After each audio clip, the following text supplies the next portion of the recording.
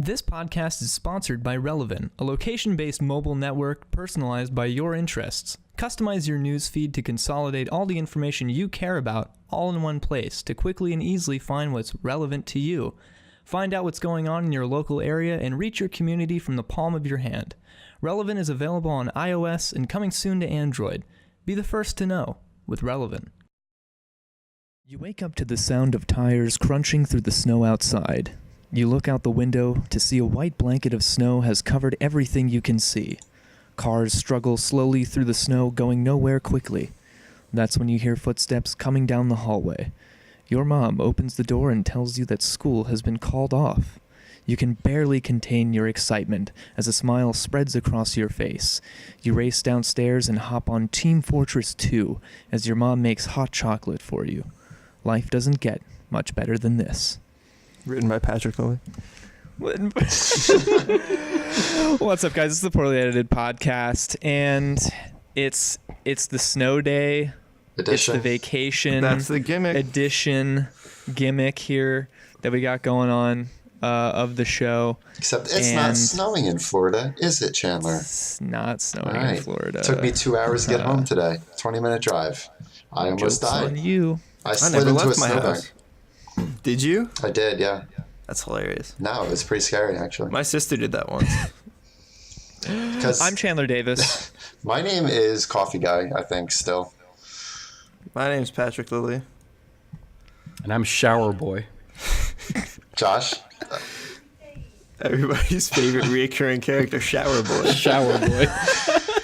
Josh, it's so good that you're here. Thank you, man. It's great. It's only been 50 episodes since you were I last know. on. I've only missed like 30 episodes, you know, it's like... Hasn't been that much. Yeah, you haven't been filming with us for a quick minute because you're such a busy boy. You've been just such a busy boy. I've been such a busy boy. But I'm just glad that you're, I just really wanted you to be here on vacation with us and enjoy the snow day that we're all having. Right. And I'm glad that you're all bundled up, and cozy in your room, and you could join us today. Well, I'm bundled, all right. So this is the show. This is the Poorly Edited Podcast, and it's the show where we put a spotlight on some of the most creative minds we can find, as best as a couple of college kids can, which is not very well. Nailed it, so dude. today we have today we have Josh Brennan and Lizzy Kates, who are also from Lab 212. They're not regulars, but they're here to spend the snow day with us. Yep. Josh is usually behind the camera pretty consistently for the show. He's been the mastermind of the cinematography since we started, pretty much. What? You lagged hard there. Well, that's fine, because they can hear me. The people can hear me when I cut out on Discord, so it doesn't matter. All right, let's respond to him like we heard him. All right. Yeah. Thank you, Chandler. Everyone start clapping. There we go. Got it. So, you know what we haven't done in a while? What? Probably since like 35 episodes ago. We haven't talked about anything that we're doing creatively. That used to be a thing we did. Because we used to be, I think, moderately interesting. Moderately might be putting it even a little too much. But I think moderately is fair. Okay. Yeah, I mean, we always had something going on. That wasn't just, the show or like Lab 212 related stuff. But it's been, the school year started. We all work jobs. I moved to Florida temporarily. Like, everyone's just been really busy. And then Lab 212, anything going on with that has turned into a ton of work. We've just been working our behinds off on all the stuff that we've been doing with Lab 212. So I was wondering, because I know me personally, I haven't even gotten a chance to like play new video games that came out that I'm really hyped for, or like I barely get time to like watch YouTube or something. I don't know. Is there any hobbies that you guys have felt like you haven't had time and you miss being able to do? Like, you miss having the time to just go crazy? I really miss all the time that I put into playing Greased Watermelon. Pat, come on, man. You're really jumping the gun. You think we can get rid of this podcast that quick? I really We're not miss automatically in segment 4 just because you jumped all the way down there on the outline, dude. All right. I It's not really in miss there, is it? spending those days at the pool playing greased watermelon with my friends, I hate this. stepping on that broken glass.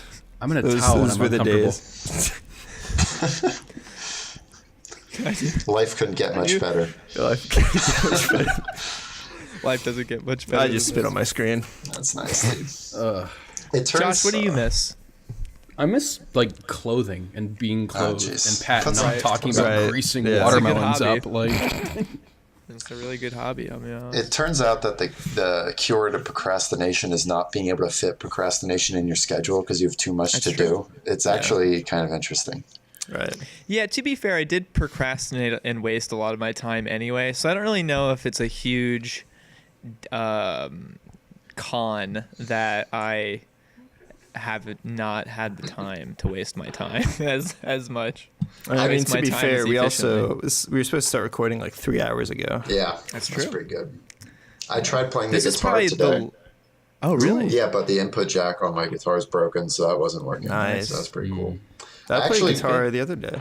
You're right. You demoralizing. said you learned something, didn't you? I kind of learned the intro to "Come As You Are" by Nirvana. That's Nice. cool. all right, yeah.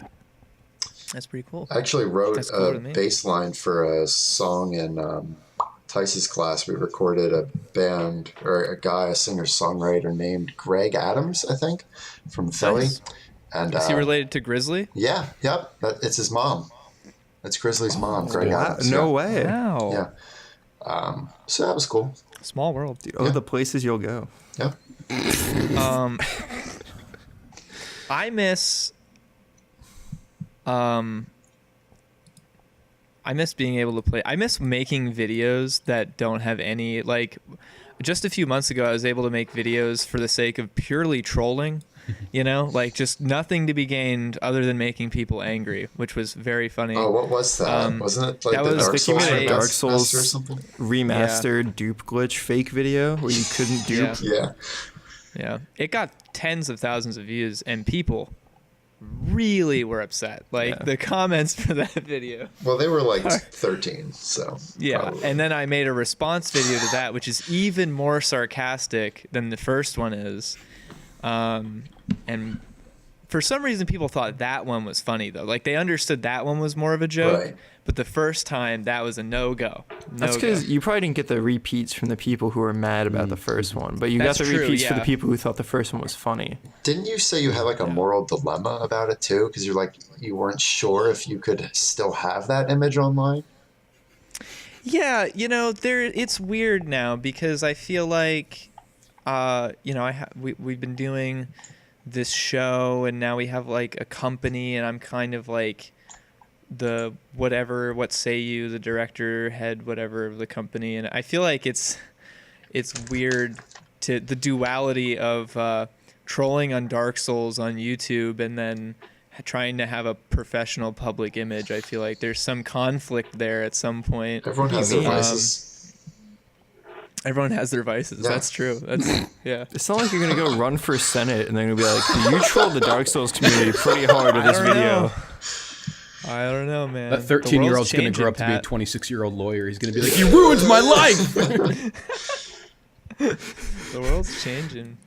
I've recently the most creative thing I've probably done recently, because it's all I have time for, is I've been writing more. Ooh. And I write lyrics usually. Like I have some songs that I've been working on that I would really like to make, but I don't really have the materials here. Like I wish I would have brought my ukulele and my guitar, and all I have is my MIDI and a really horrible Rock Band mic, which I'm using right now, and I need to get a new mic first, I think, before I go any further with things. But I've been kind of dabbling in some beats and seeing what comes. But yeah, that's what I'm doing right now. I can record you at XLV for my class. It's true. Oh, that would be a huge waste of your time and everyone else's time, probably. I don't care. Listen, if you want something done, I'm the man to go to, so I'll just tell you that, and you can do what you want with it.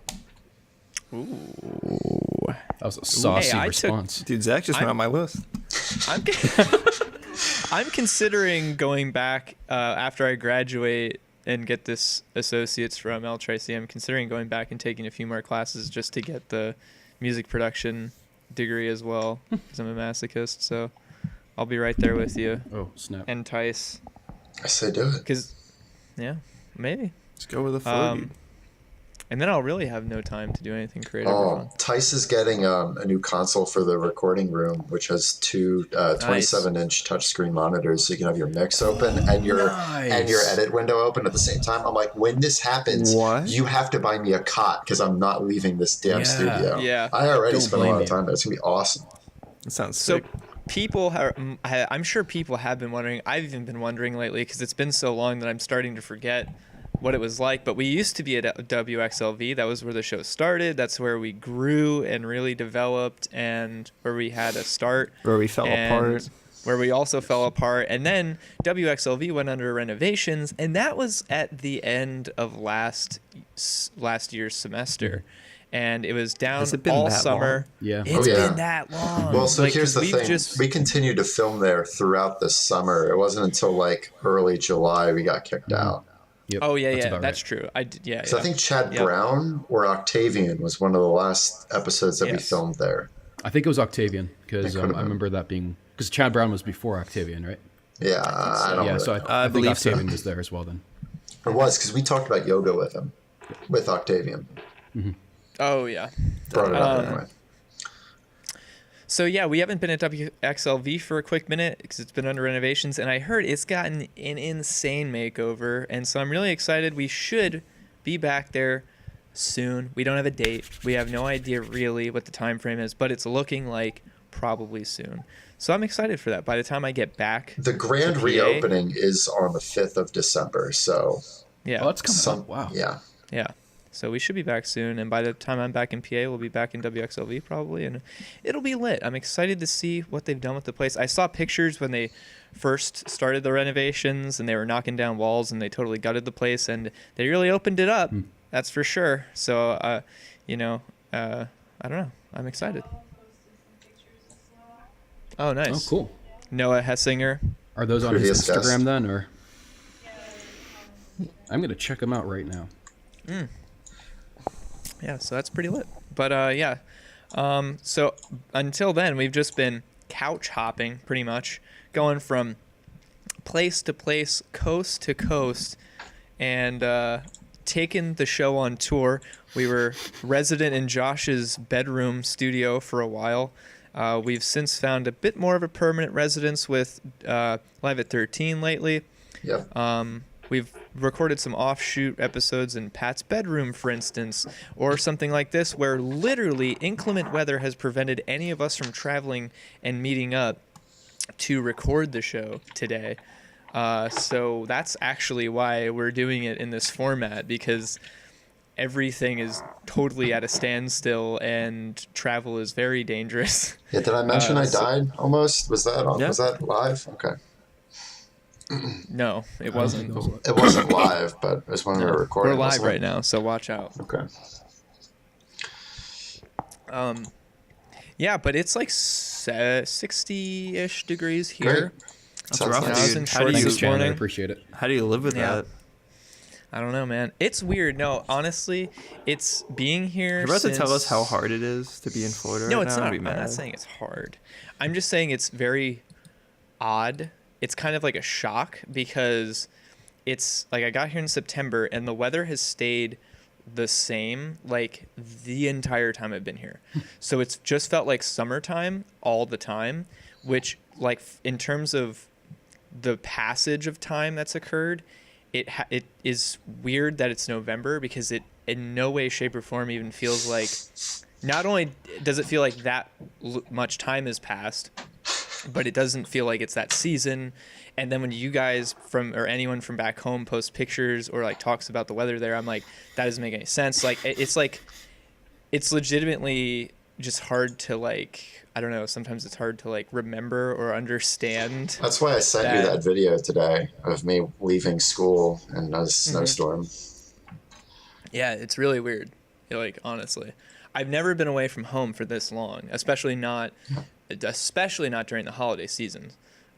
which I mean is probably gonna be very weird, you know, the first holidays that I'm not spending with my family or anything like that. But you know, we're gonna see how it goes. I always think like I have friends in the military who are like, one of them is in Iran right now, you know, Right, and on you a being ship. in Disney is equally as Right. hard as being in the military. No, is what it's you're not. saying. No, not at all. Like I just think about because my friend Tony, who was on the show before, he's been calling me on his days off when he's on shore leave from Iran, and he's like, he's off the coast of Iran on some island right now. Last time I talked to him, but you know he's talking about that, and I'm just like, wow. Like I could never. I don't know. I couldn't imagine. He was at sea for way longer than he was supposed to, and the horror stories of everyone going crazy on the ship after how many weeks at sea. It was like something like 55 straight days or something. And it was just like insane. So it's I'm fine here, but I still can't wait to come home. I can't wait until... Never mind. It's not true. I can wait, yeah. It's not that much longer, I mean. No. We've It gone isn't, this yeah. far, right? Although I will miss you since both of my favorite like emo punk bands are playing, and you're not there for either of them. Missed the Mom Jeans concert. I'm about to miss the Front Bottoms concert. Yeah. It's a tragedy. unfortunate. Tragedy. It's a tragedy. It's a travity. Dude. I was gonna say travesty, and then I mixed up with tragedy. Nice. It is. I agree, Travity. man. I'm Thank upset. you, Josh. Thank you. I'd give you a standing ovation, but I'd be showing myself. Ooh, yeah, it's not Yeah, good. don't do that. Oof. That's not a good move. You've been keeping those of you- yourself entertained, though, Chandler. You have been seeing a lot of movies, it seems. Yeah, I have actually. That's all we almost have. We don't even have time for that sometimes, but we manage to, because Lizzy and our schedules are very. She works way later than I do usually, so I'm tired or whatever. She gets out at like midnight most of the time, and the theater's closed. So, but when we do find time, we manage to squeeze a movie in here and there. And this week we saw Bohemian Rhapsody, which just came out, and I was really excited for the film. When I saw the trailers, I thought Rami Malek was gonna make it seemed like he was gonna make a pretty good Freddie Mercury. I see the likeness and everything like that, and I like Queen's music and everything. I always like the biopics, you know. Yeah. Always gotta love them. And you know, this film, it was fun, but it wasn't good, you know. Yeah, Like, what was that movie we saw, Ready Player One? It was fun. Yeah, It wasn't really good. right. It's just kind of like a crowd pleaser. A popcorn You know, it's just movie. meant, yeah, and that's not really what I expect from a biopic. Sure, At least yeah. that's not what I want out of it, you know. But that's really what they did, and it made me think of some kind of interesting questions, and some criticisms I have about how it treated its source material. And you know, because Queen is a very they're like an immortal band, you know, like their image is so lasting and their music is so timeless, and they impacted so many people in their years active, and still to this day we feel the ripple effect of the waves they made in the music industry at the time. And I don't really necessarily feel like they were done a lot of justice in this movie. There is focus on the music in a way I wasn't expecting, in a good way, really focusing on the music. It's not just like, let's really dramatize everything about them and not touch on the music enough, and not, you know, understand what we're all actually here for, you know. So that was good, and those parts of the movie I liked. But How do you not do them justice? Isn't that the whole point of doing the movie? Yeah, I feel like they focused a lot on Freddie Mercury. Obviously, I mean, Freddie Mercury is, and he was at the time when he was alive, he was a very intriguing character, you know, for lack of a better word. And you know, he was a frontman of all frontmans, of all frontmen, and and he was very charismatic, and he had such a unique image and a unique way that he carried himself, and such a unique voice and presence. So it's no wonder that there's such a fascination with him, and that rings true even for this movie. But I just felt like there was more interesting things to focus on and talk about other than like talking about and focusing on Freddie Mercury's relationships and his sexuality too much, and just all these things that just kind of felt like dead weight a little bit in the plot. And even a lot of it isn't true. Like, it's not actually how things happened in real life. There's a lot of things that this movie does that are just very big liberties they take with the story of Queen and how they came to be and everything like that. Like, from start to finish, right away, there are things that they either leave out or change and alter. And I find it to be to such a frequent degree that it's almost, I want to say it's almost disingenuous to be like, this is a biopic of Queen. It's almost like just a fun, dramatic, theatrical take on Queen in a borderline fictitious manner. Those are liberties you should have to take if you think the band is worth making this kind of movie about. Like, that should be the reason you want to do it. So that's confusing. Right. Unless they were just trying to be like, we know people will see this movie because Bohemian Rhapsody, so let's make sure that it's interesting or something. I don't know. I mean, they might have also, there's like, I believe 3 of the 4 members are still alive, right? Yeah. So maybe they only signed off on the movie if they portrayed it a certain way, which might have put them in like the best light possible, or like Good changed job, some Pat. things. That's exactly what I thought too. That was a huge impression that I got from this film, because none of the other band members are portrayed in a negative way at any point. Like, they don't do anything wrong. They're the nicest guys the whole way through. The whole band's like a big happy family constantly for the most part, except for they actually inject some more conflict within the band than there even was. Like, there's a whole sequence, which, spoiler alert from here on, I guess, but there's a whole sequence where the band breaks sign off up. on this. There's a whole sequence where the band breaks up for an extended period of time, and it never happened. Like, they never broke up for the reasons or for the duration or to the extent that is depicted in the movie. They kept playing music and they kept like doing things, and they all agreed to kind of step away and pursue solo careers. But in the film, they make it seem like Freddie Mercury was some egocentric star who was pursuing a solo career and like ditching them and stuff. And it's like, that just wasn't, it's weird. Like, it's weird that the things that they do divulge and diverge on are just, I feel like, not necessary. And there's not enough focus on like the band, you know, and the chemistry of the band and how that was built, and how because those are the best parts of the movie to me, is when the band's up and coming, you know, they're on the rise and they're hungry and they're making the song Bohemian Rhapsody, and it's this very risky creative endeavor that nobody believes in. You know, the song's long, it's not made for radio, they have tons of pushback, everybody hates the song when it comes out.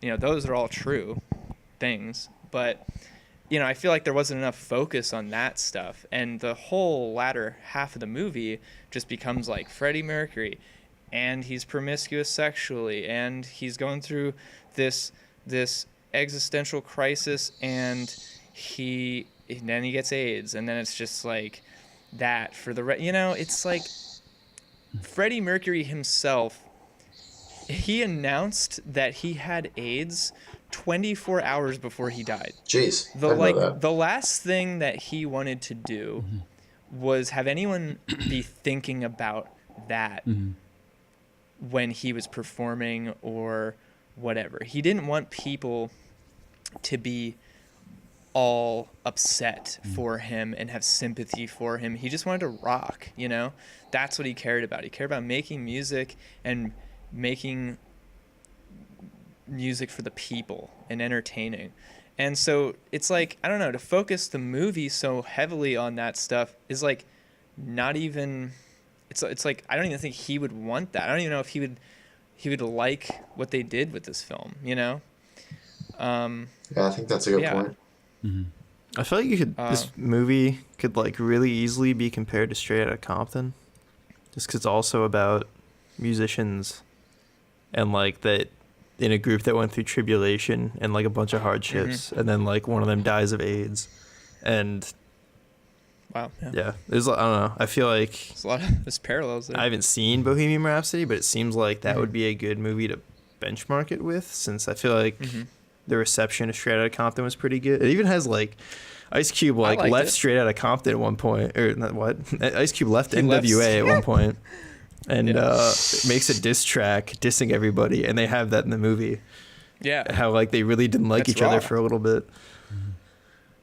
That's raw as fuck. Yeah, I like Straight Outta Compton. I enjoyed that film quite a bit. And I always, when I get out of a movie like that boasts any form of based on a true story, I immediately, and you can ask Lizzy, I immediately hop on my phone as I'm decompressing, and I fact check everything, and I read about it, like what comparatively, like what is true, what is not true, because I don't want to walk away from that film and be like, well, all that stuff, that's the story, and that's what I'm going to regurgitate about, like how things came to be. It's like, no, I want to find out what gets Hollywood.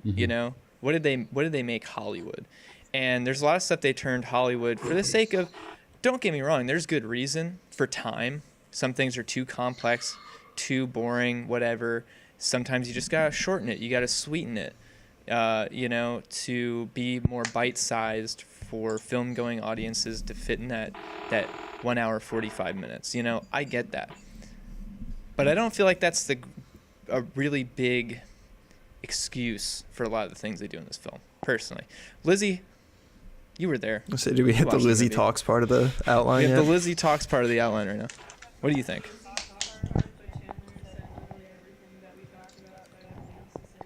Damn. Nice, dude. No, go ahead, dude. No, please. You have the floor. Did she just...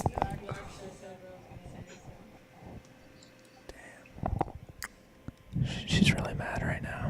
I would be too, dude. Well, come up with something.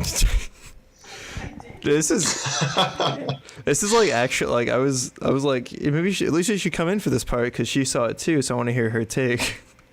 And so it just won't be Chandler talking for like 10 minutes, and then this happened. She's really upset right now. All right, I've done my bit. I'm good. All right, thanks, Josh. You're welcome. God. Any closing remarks, Lizzy? I just don't think that Bohemian Rhapsody is something that Freddie Mercury would have wanted. Like, they depicted him in the movie as someone who didn't want to talk about his AIDS or his sexuality, but that was the longest bits of the movies.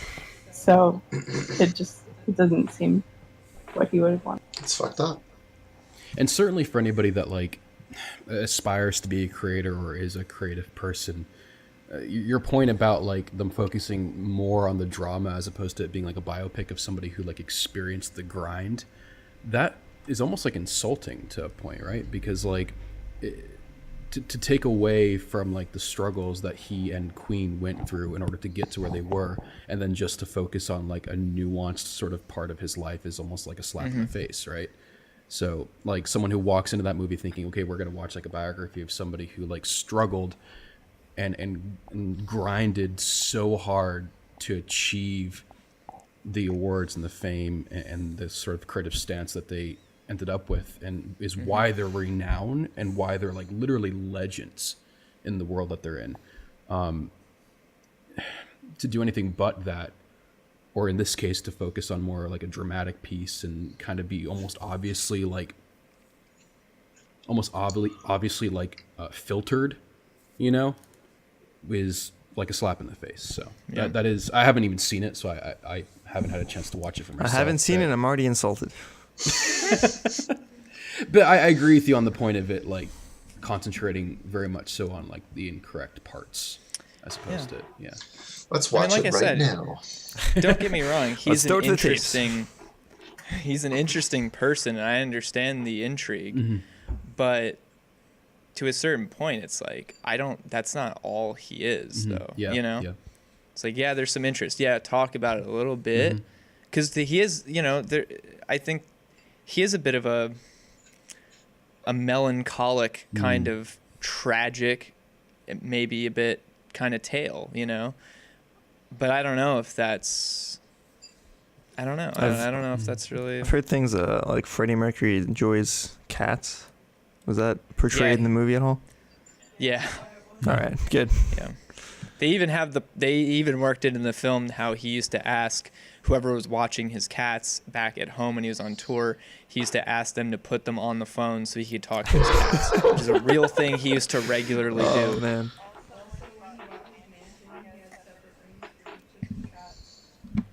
Dang, how many rooms is that?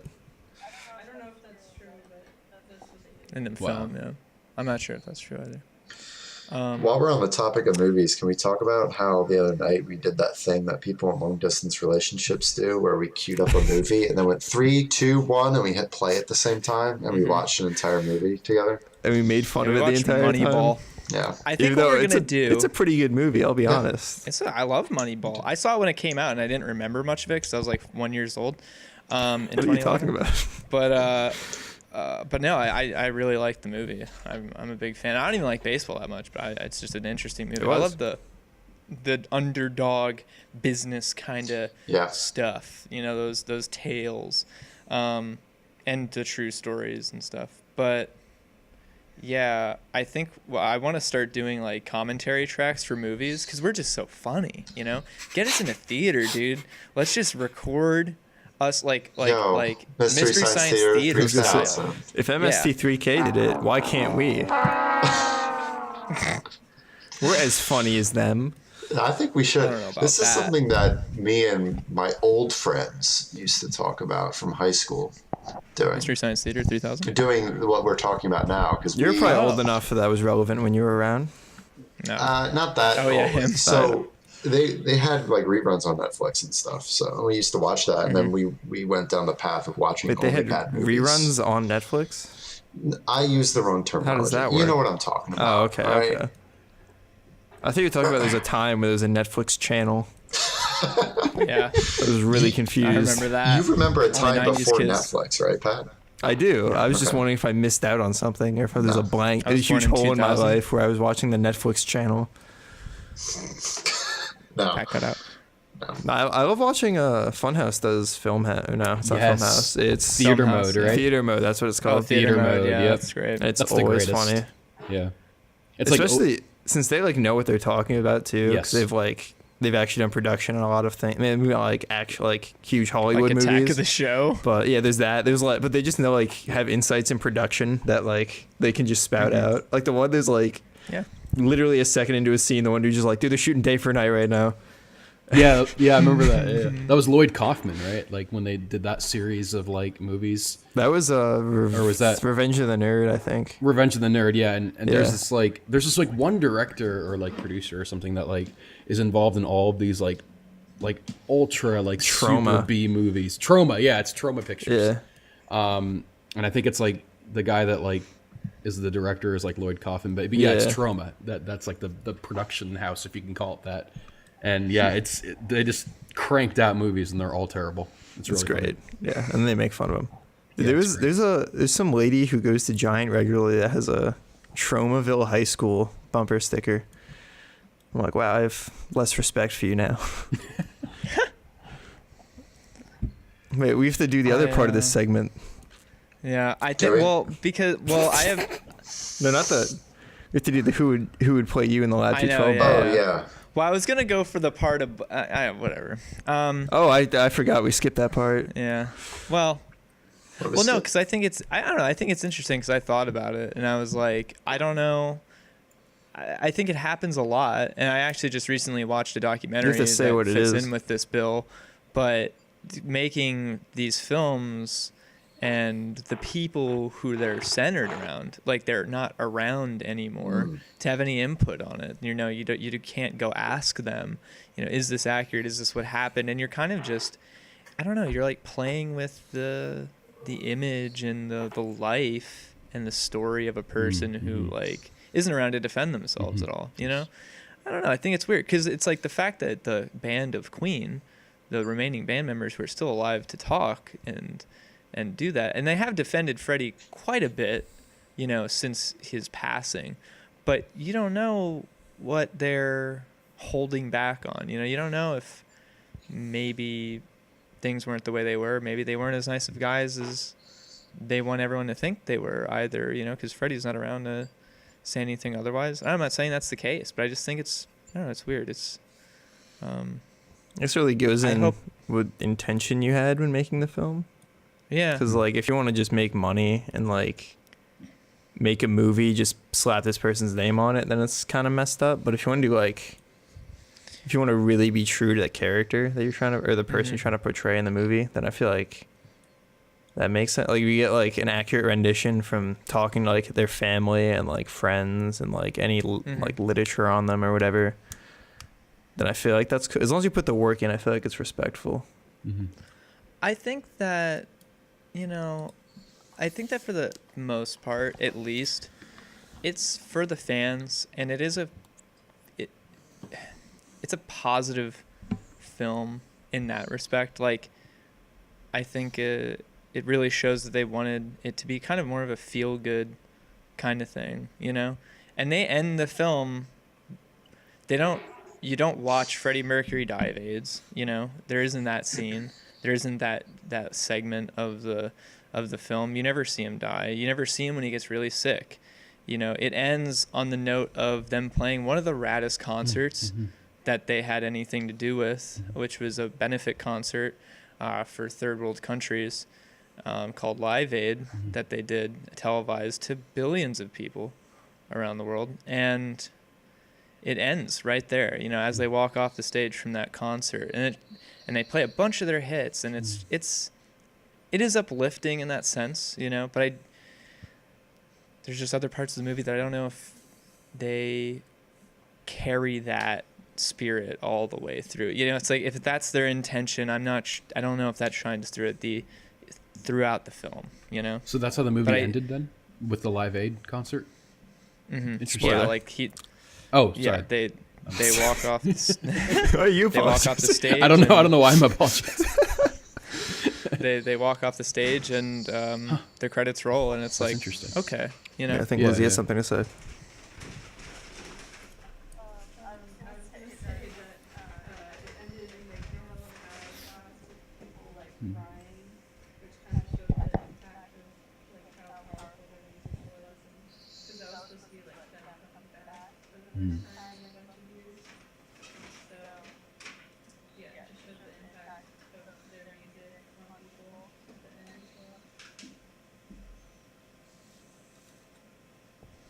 Yeah. Interesting. I don't know. Interesting. I hope that I'm alive when they make the Lab 212 biopic. Jesus Christ. I hope I'm the dead one that everyone talks trash on, and I ruin everything. I hope that's me. Who would you want to see play yourself in the Lab 212 biopic? This is kind of hard because the people we're going to pick are like way older than us. And by the time they would play it, they'd be even older. No, I got it, dude. Finn Wolfhard. Well. He's younger than me. Finn Wolfhard. We should probably look up aspiring child actors and then like. No, please don't do that. That's that's a bad idea. Ooh. Yikes. I said that mine would probably be Jesse Eisenberg. Really? That's probably who would be the closest. It's the curly hair. I could see it. Yeah.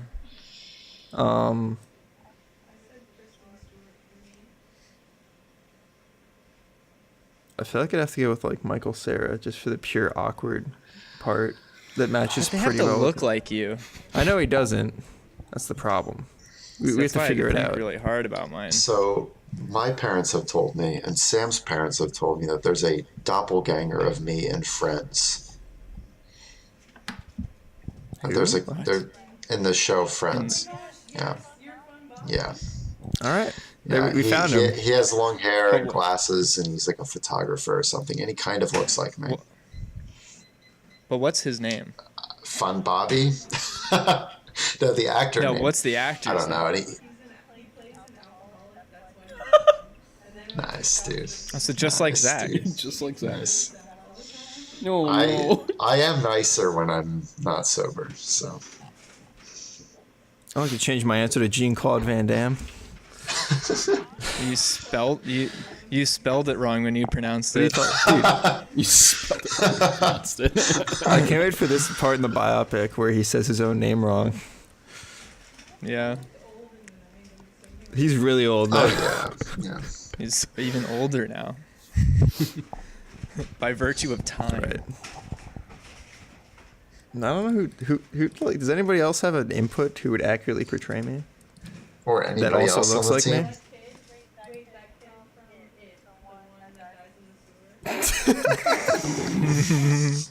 Just like in the biopic. Wait, what? Just like in the biopic.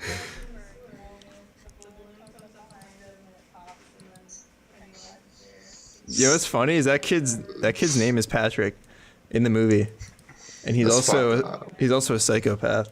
It's meant to be. All right. We all float down here in the CS:GO lobby. Yeah, dude. Up. In silver. Josh, who would play Tom Selleck. Ooh, it's a good pick. Who? Tom Selleck. I don't know about. He'd be like 100 years old by the time that this comes out. Because he's already I like get Burt 90. Reynolds to play me. I want Alec Guinness to portray me. It's a good pick, dude. I want I ruined it. Jason Momoa. I could see that, dude. If Jason Momoa played Josh, I could totally see that. Oh, yo, Josh! Remember when I took those Wow. pictures of you and we thought that you looked like him? Oh yeah. Oh yeah. The profile shot that you got Yeah. of me that one time. Yeah. Yeah. That is true. If I couldn't go with Tom Selleck, like if he passed away, Jason Momoa would be. Or if he was just a close little second. too old for the role. Or if he's just a little too old, you know. Although Jason Momoa, he'd be like 50 by the time that came out anyway. So That's okay. That's all right. But that's ambitious, dude.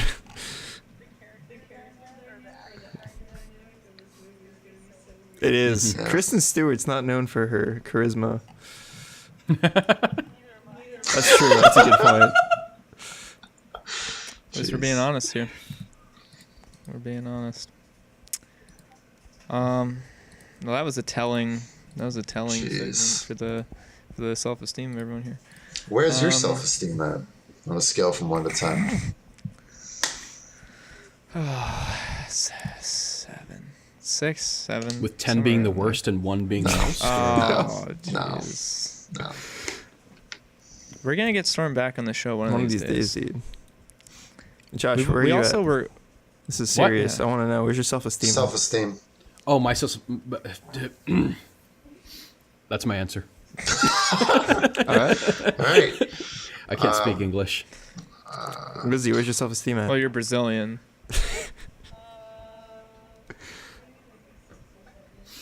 Solid. Wow. I'm at like a 3. Nice, dude. I know why. Oh, What about you, Zach? nice. I'm like a 6, I guess. I mean, you made it home through the snowstorm, so I that's gonna did. help it out. I did. That actually felt like an accomplishment.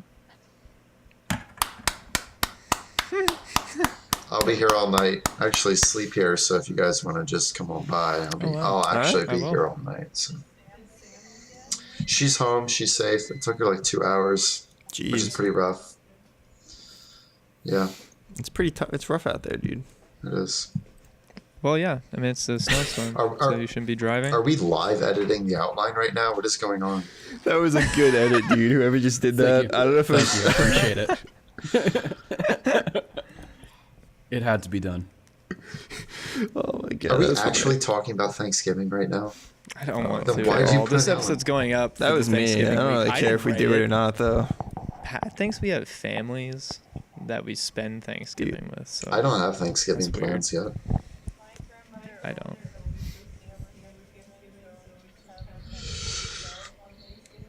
Is she doing that this year too? Is she like, oh, Lizzy's there though, so I'm gonna stay home?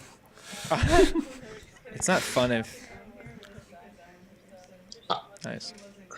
I actually don't have to work Thanksgiving for the first time since a couple years. The first Thanksgiving off in 4 years, I think. Nice. Jesus. I worked 7 days in a row this week. That's pretty rad. Over Thanksgiving, so it's gonna be great. And I work at a restaurant, so that's gonna be horrible. Yeah. I work at a grocery store, so the next 3 days are gonna be actual hell. Yeah, Sunday and Wednesday in particular are going to be the worst. Yeah. It's going to be bad. And it's cold, so even if I'm outside, it's still going to suck. I love on Thanksgiving Day when they run out of turkeys and then people still buy frozen ones. Like they think they have a chance. Yeah. Like, I'm sorry, but it's over. But you got to give them false hope, though, right? You can't tell them they can't do it. You sell them the turkey, and you let them know that there's still a chance. There's still time. As long as you get those cell numbers up, dude, people don't care. Yeah. There's still time to buy eggs. I make commission at my grocery store job. Yeah, I'd be making every 2 turkeys. Yeah, dude. Oh that would change the industry, like the grocery store industry, if like you got paid like a base salary and then commission for how many items you sold. It's so stupid. I'd be making bank too, dude. My item per minute's off the charts. I'm not talking about this right now. I'll actually kill myself. Okay, good. All right. I'm not a big Thanksgiving fan, I'll be honest. Really? Yeah. How come? Yeah, I'm not a... You just go and eat food and don't make too much out of it, whatever, dude. What do you mean? It's awesome. Yeah. I think it's fine. To know there's like a good dinner that that's like reliable every year. That's awesome. How poor are you? I'm not saying that. I'm saying like I have good meals other days of the year. I'm just saying like How many? What? I don't have a number for you. Just like, dude, every year if I can count on a sweet, huge meal, that's good. That's nice. Then you don't starve one day out of the year, Pat. I only have 364 to worry about. Jeez. I haven't had a home-cooked meal in 2 months. Wow. So, just been ramen and fast food. So I'm probably going to die soon. That sounds rough, my guy. I think you're 50% sodium at this point. Probably. I was probably 50% sodium before I came down here, though. So like my diet hasn't changed that drastically, honestly. Because even before that, because I was always out for Lab 212 and stuff because I live so far away from... You guys ate out a lot. You broke my wallet hardcore, dude. I broke my own wallet. Sucked. What am I supposed to do? Have like a portable walk with me? I told you I taught you how to buy cheap. I don't know how to read. I gotta take you to a grocery store and teach you how to... You're the expert. Yeah. You're the grocery store expert, dude. You got so much experience, more experience. Shut your mouth. If we talk about grocery stores one more time, Zach's gonna kill everyone in this lobby. It's the hacked lobby. When is the acceptable time for Christmas decorations? Never. The day after Thanksgiving. Halfway through December. Day after Thanksgiving. Sure. Right. That's true. And he says it's okay. Yeah. Exactly. He comes out and he's like, "Listen, guys, it's go time." You know. Everyone's like. Sorry, that was my fault. Well, Josh is proofreading our outline after we've talked about the things. I apologize. The Disney parks are all decorated for Christmas, and they play Christmas music the whole time at work now, and I am really not feeling it, Mr. Krabs. Dude, I want to... Like...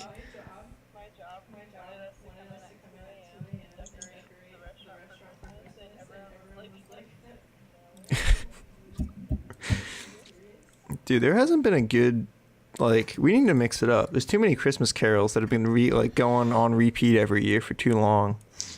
We need a new there are Christmas playlist. New Christmas songs. Dude, I got one for you. Yeah. Alone on Christmas Day by Phoenix. Great song. Kind of depressing. Tyler, the Creator, just released a single off of the new Grinch soundtrack for the new movie, and he covers the Grinch theme song. No, he covered it though. We need new. But that's listen. Like we need something fresh. Fall Out Boy. No, I believe it's cool, but like we gotta mix things up. What do you like? Like we need somebody to like come out with a new Christmas album that's like actually new. Like Michael Bublé. Yeah, it's cold. You're drinking hot chocolate. There's snow everywhere. Like it's Christmas, dude. Or you're lonely, and you're like, you're sad. Somebody has to come in and change the Christmas music game, where they could release albums on like July and it would still be good, just because it's good Christmas music. Somebody's got to shake up the industry. If there is why does somebody have to shake up the industry? Because it's boring. I've heard the same Christmas songs like every year since I was alive. Christmas is boring.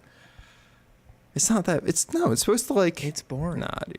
Christmas isn't boring. I love the feeling of being after Halloween. Christmas. I'm just like, all right. That's just because you have seasonal depression. That's it. That's the only reason. It is exactly why. Why do you make a song about that then? Don't take it about how Christmas, like after dude. Halloween, yeah. You're like every time, usually around this time of year when Christmas happens to be, and it's really cold, I get really depressed. And it's why does that sound like a responsorial song? It's consistent. A responsorial psalm. The way you sang that. That's a church joke. I'm not sure. No one's gonna get that. I know. I got that. Pat. Did it sound like it? It did. Okay. Yeah. All right. I'm not crazy. Like it sounded like if you sang it in Latin. There was no beat. It was a cappella, like, dude. Qui padre nino. I can't wait to see that with the towel on his head. It's gonna be great. Everybody else saw it right away, but. So, that's where I'm at with Christmas this year. It's gonna be a lonely Christmas. I'm only here with Lizzy. Yeah, I'm gonna suck, dude. All right, fine. Yeah.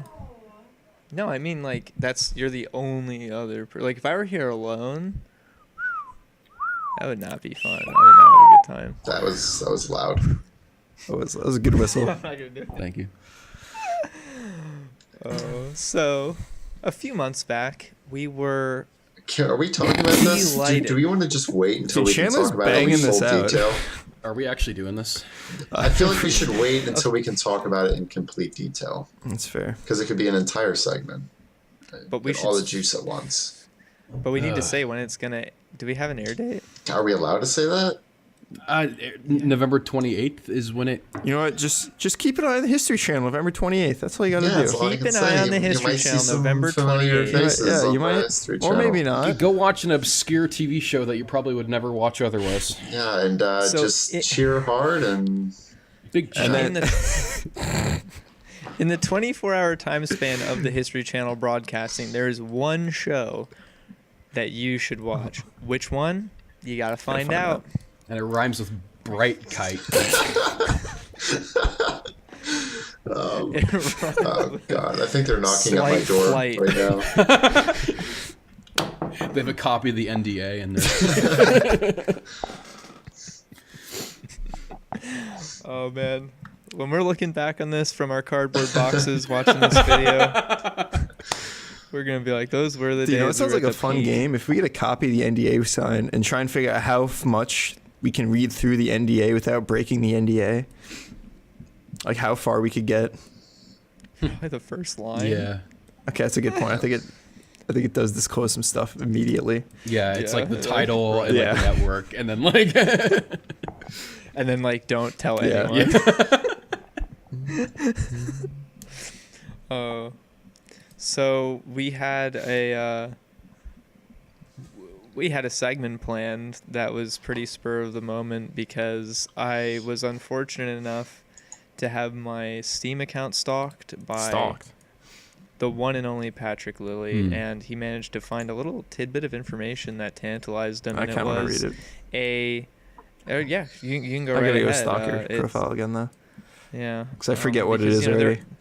This all started because I saw Chandler's new Steam profile pic, which I thought was his face superimposed over the moon, which I thought was stupid enough that it warranted clicking on it. It turns out it's his face superimposed over his own face in negative, which is slightly better. And then I realized that one of his groups is called the Brotherhood of Darkness clan that he's the only member of. So I'm like, that deserves another click, right? See if there's more information. Naturally. And then oh no, I'm reading this for the first time. I kind of want to read the entire thing out loud. All right. It's bad. Multi-platform gaming clan, the Brotherhood of Darkness clan. We are the Brotherhood of Darkness, or BOD. I am the leader. Dembones 117. Or Reaper Delta 7 on Xbox Live. And that's Reaper spelled R-E-P-E-R. We play mostly on the Xbox 360 and PC. Our main games are Halo, COD, Gears of War, RuneScape, and Minecraft, to name a few. What? Just to name a few. We like to play most of the games out there. If you want to join, message one of these gamer tags on Xbox Live. Reaper Delta 7, still spelled wrong. Biotic Dragon, I Camp in a Box, Raikou Tiger, Shadow Shank 69, Coolest... Nice. I came up with that. Coolest Eagle 09, or go to our YouTube recruitment video and post a comment asking to join. Or go to our official website and fill out an application. I need to find this. I'm clicking the link. We can have like a pay for this domain with the graphic. Do I still? No, it's a free Weebly site. So now to be fair, dude, this is a whole other thing now. It's a whole other thing. This is interesting. They have a group pick in Halo where they all coordinated armor colors. That's Halo Reach. Well, when you have a clan, that's what you do. It's like you made an album photo. Yeah, well. Oh, this is brilliant. That's how the cookie crumbles, So good. But the one thing about the clan, the website, is that all the members, I gutted most of it when I left the clan and the clan died. As you do. So I deleted the member list because I didn't want to be disingenuous. I didn't want anyone to come on and think Battle hymns? we were still active. Hold on. Yeah, there's a lot of stuff. Now, mind you, I wasn't the only one that managed this website. I did start it, but I had my second in command of the clan. They also ran the website. Is this in Klingon, Chandler? The battle hymns? No, actually, it's actually Mandalorian. Please don't tell me that's true. Oh. Well, you can Google that and decide for yourself. It's exhausting, honestly. Just looking back on it now, it's exhausting. Just looking at it. Can you wait? Do you still have access to Can you still get the applications on the website? Yeah, I could. Has it still been blowing up? Actually, for years after I stopped being in it, well, because I handed off leadership to one of my other members when I left, and they kept alive for a while, and people kept sending in applications and messaging me on Xbox Live for years. And actually, I found out many years later, because they stopped eventually, but it was maybe 2 years ago, I got a message. I just went back on Halo Reach for fun for a little bit. I was just revisiting the game again. The old stomping ground. I'm playing with some of my friends, and I got a message from somebody that I didn't recognize at all, and they were like, "Hey, I don't know if you remember me, but I'm this person from back when you used to have the Halo Reach clan, and I wanted to let you know that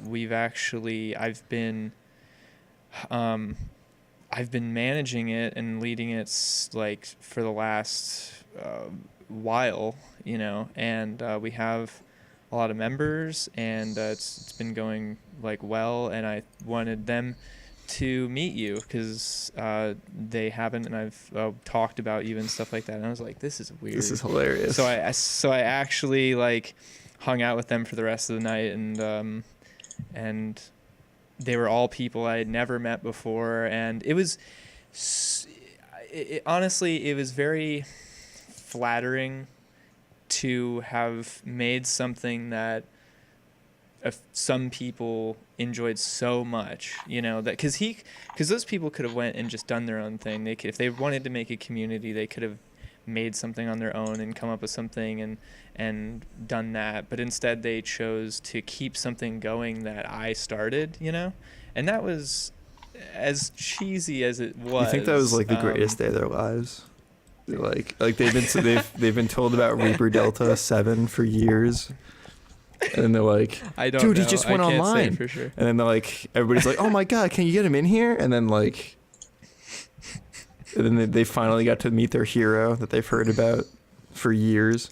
I honestly can't say what was going on. I just played a few matches with them and that was it. And we talked a bit, you know. But it was just weird. Like, honestly, I was just like, what? Why are you guys doing this? Like, why are you still keeping this going? Honestly, it was my biggest question.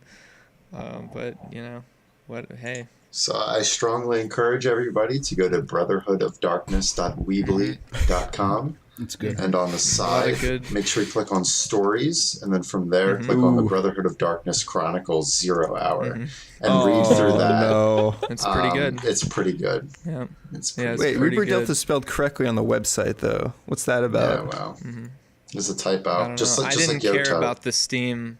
I didn't care about the Steam group very much because we didn't play on PC almost at all. So it didn't get a lot of attention. Nobody really proofed it. But man, no, it's cringy. It's all very bad, cringy. yeah, This was when I was sure. like 12, or younger, 2011. I'm not sure. I'm not sure how old I am, even now. So.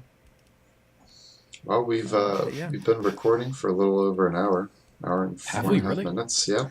Yeah, it took us right up to. I'm like glad that, we could fit that in. 0 Hour by Reaper Delta 7 has not yet been released. Here's an episode from the soon-to-be-released story.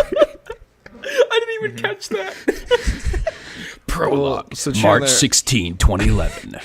I think the burning question is, when is 0 Hour, the full story, going to come out? Because you're about 7 years late on your promise. I dabbled. I liked to dabble in some creative writing. You say you're big into fan fiction. I was big into fanfic. We better stop. We better stop. For your sake. Wait, you have battle hymns on here? Oh, read My it. Just read reputation- it. My reputation's already tarnished. I don't think there's much we can do. What Okay, language then is fine. it? Be my guest. No, Tell I'm not. everybody the I'm not Warriors going story. to. No, I'm not gonna. No, we're not gonna divulge on that information. But I will say that it has been. It's been a great episode. Yeah. It's been very enlightening, and I'm glad we could fit this story in. I also like, for those of you, I see, it's funny to me because I don't even remember doing almost any of this because it was so long ago, and I'm reading this as if someone else did this because I also find it cringy and funny. And I'm just like, what would possess anyone to think this is a good idea? But on the stories main page, you know, the hub page for stories, it says, the description is, here are fan fiction / eyewitness stories of the BOD. Anything goes. It's like how in World War I, like the people saw like the horror of it, and they were like, the only way to express themselves and how terrible their experience was to like write poetry about World War I and how bad it was. Was that what you were hoping for this? Is that like people saw things in game that like inspired them to the point where like only writing would accurately depict? Well, to be fair, the whole explanation for the entire fanfare of it all is that it back then, especially for Halo Reach, during this time, it was role playing. They were all role playing clans, so they all each clan kind of made their own kind of fiction behind their group and everything like that, and they structured their group in a certain way that was unique. Everyone tried to have like a unique kind of structure to it, and naming conventions that were unique and things like that, and even they had bases that they'd make in Forge that they tried to make unique in architecture to the different clans, so you could like kind of recognize whose base it is just by the way it looks almost. And some people were really amazing forgers back then, and they would make some sick looking stuff. Like they'd make like the clan's emblem like in the the face of a rock or like a huge tower or something that the base was in, like just crazy stuff like that. So it was, you know, it was fun. But no, it wasn't just me that was doing that. There's there's hundreds probably of websites that are even worse and in more grave detail than this one is. Dude, I love. So there's an image archive on the brotherhoodofdarkness.weebly.com. And I love when people just take pictures of the model and they're like, dude, check out how sick this photo is. And it's really just, the credit should really go to whoever modeled the character. So that's who did all the work, instead of, you know, going into Forge and going into like photo mode and being like, dude, I got this sick shot. Look at this cool angle. This is really bringing me back though to the days where I could like actually look at the community hub on Reach and like look at photos that people took. Oh, dude, there's amazing stuff that people would make. Yeah, it was insane. I was flattered. There's someone made like our emblem in Forge, and that's down at like the bottom of the image archive. That was really cool. Forgot about that.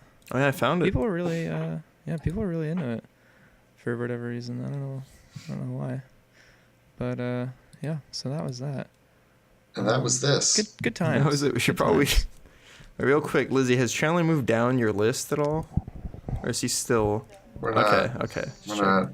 Oh, that's unfortunate. I thought that would definitely get... Well, thanks for listening, everybody. Thank you so much for spending this snow day with us.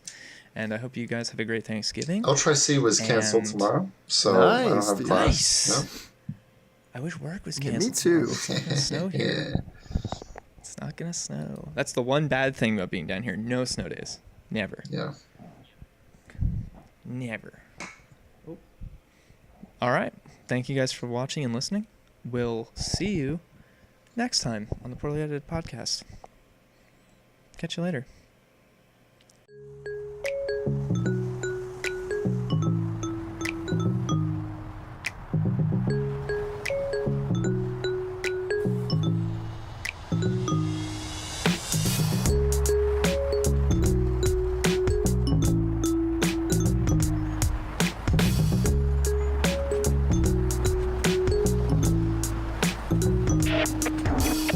Running through the streets I won't try